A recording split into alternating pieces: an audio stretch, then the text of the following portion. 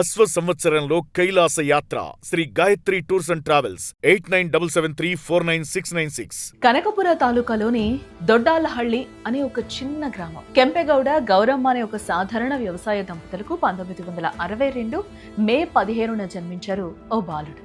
అందరిలానే తమ కుమారుడు కూడా సాదాసీదాగా చదువుకుని ఏదో ఒక ఉద్యోగం చేసుకుంటూ స్థిరపడిపోతాడు అని ఆ తల్లిదండ్రులు భావించారు. బట్ కాలం ఆ పల్లెటూరి పిల్లాడి కోసం ఒక అసాధారణ చరిత్రని రాసుంచింది. నాడు మట్టిలో ఆడిన ఆ రైతు బిడ్డే నేడు దక్షిణ భారతదేశంలోనే అత్యంత కీలకమైన సంపన్నమైన కర్ణాటక రాష్ట్ర ముఖ్యమంత్రి పీఠాన్ని అధిరోహించాడు. అతడే ఒక్కలిగా సామాజిక వర్గ నయా సుల్తాన్, కాంగ్రెస్ అధిష్టానానికి అత్యంత నమ్మకస్తుడు డికే శివకుమార్. కేవలం 18 ఏళ్ల వయసులో ఒక సాదాసీదా విద్యార్థి నేతగా NSUIలో అడుగుపెట్టిన శివకుమార్ ఒకసారి కాదు, 2 సార్లు కాదు, వరుసగా 8 సార్లు ఎమ్మెల్యేగా గెలిచిన అజేయ రికార్డును ఎలా సొంతం చేసుకున్నారు? దేవేగౌడ లాంటి దిగ్గజాల కోటలను బద్దలు కొట్టి జైంట్ కిల్లర్గా ఎలా మారారు? దేశ రాజకీయాల్లో కాంగ్రెస్ కు one and only trouble shooter గా మారిన ఈ నయా సీఎం అసాధారణ ప్రస్థానంపై మా ప్రత్యేక కథనం వాచ్ దిస్.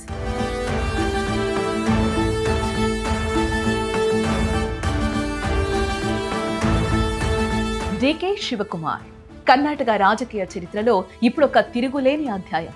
స్కూల్ రోజుల్లో చదువులో యావరేజ్ స్టూడెంట్ అయినప్పటికీ ఆటల్లో చాలా చురుగ్గా ఉంటూ కొంచెం అల్లరి పిల్లాడిగా పేరు తెచ్చుకున్నారు.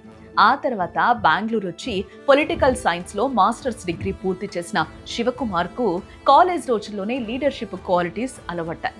1981లో కేవలం 18 ఏళ్ల ప్రాయంలో కాంగ్రెస్ విద్యార్థి విభాగం NSUIలో చేరి తన రాజకీయ యాత్రకు పునాది వేశారు. అప్పుడే పాలిటిక్స్ లోకి వచ్చిన 23 ఏళ్ల కుర్రాన్ని 1985లో కాంగ్రెస్ పార్టీ అప్పటి జనతాదళ్ దిగ్గజ నేత HD దేవగౌడపై సాధనూర్ నియోజకవర్గంలో పోటీకి నిలిపింది. ఆ ఎన్నికల్లో శివకుమార్ ఓడిపోయినప్పటికీ దేవగౌడ లాంటి మహామహుడికి ముచ్చెమటలు పట్టించి ఒక్కసారిగా రాష్ట్ర స్థాయి లీడర్ల దృష్టిని ఆకర్షించారు.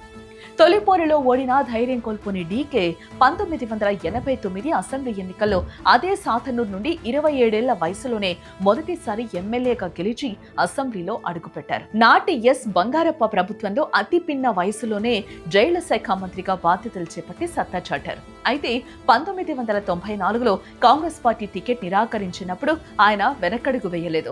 స్వతంత్ర అభ్యర్థిగా బరిలోకి దిగి ఒంటి చేత్తో భారీ మెజార్టీతో గెలిచి అధిష్టానానికి తన పవర్ ఏంటో చూపించారు.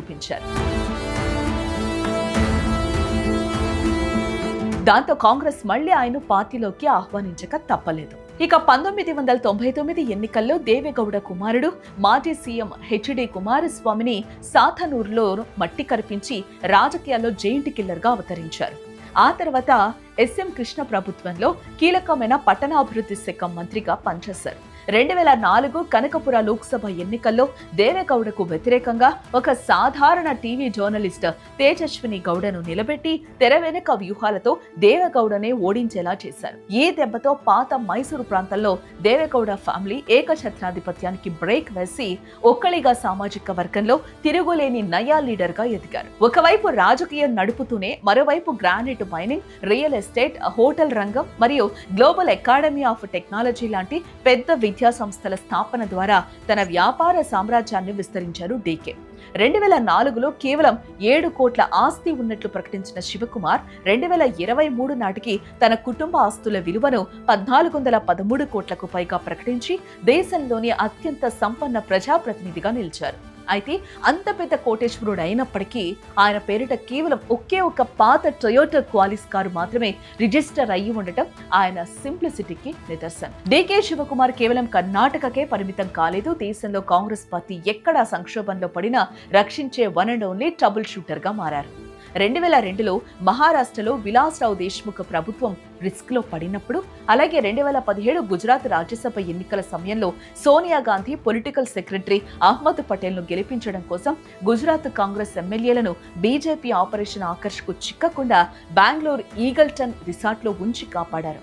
ఆ సమయంలో ఆయనపై ఐటీ దాడులు జరిగినప్పటికీ బెదర్లేదు. పార్టీ కోసం ఎంతటి రిస్క్ అయినా తీసుకునే ఈ విధేయతే ఆయనను సోనియా, రాహుల్ గాంధీ కుటుంబానికి అత్యంత ఆప్తుని చేసింది. అయితే కేంద్ర దర్యాప్తు సంస్థల నిఘా పెరిగి 2019లో మనీ లాండరింగ్ కేసులో ఈడీ ఆయన్ను అరెస్టు చేయడంతో 50 రోజుల పాటు తిహార్ జైల్లో ఉండాల్సి వచ్చింది. బట్ జైలు నుండి విడుదలయ్యాక బెంగళూరులో ఆయనకు లభించిన అపూర్వ ప్రజాదరణ డీకే పొలిటికల్ గ్రాఫ్ ను స్కై రాకెట్ లా మార్చేసింది. నియోజకవర్గాల పునర్విభజనలో సాతనూరు రద్దవడంతో కనకపుర కుమారుడు డీకే అక్కడ కూడా ఎదురులేని నేతగా నిలిచారు. సాతనూరు మరియు కనకపురాల నుండి మొత్తం 8 సార్లు వరుసగా ఎమ్మెల్యేగా గెలిచిన అజేయ రికార్డ్ ఆయన సొంతం.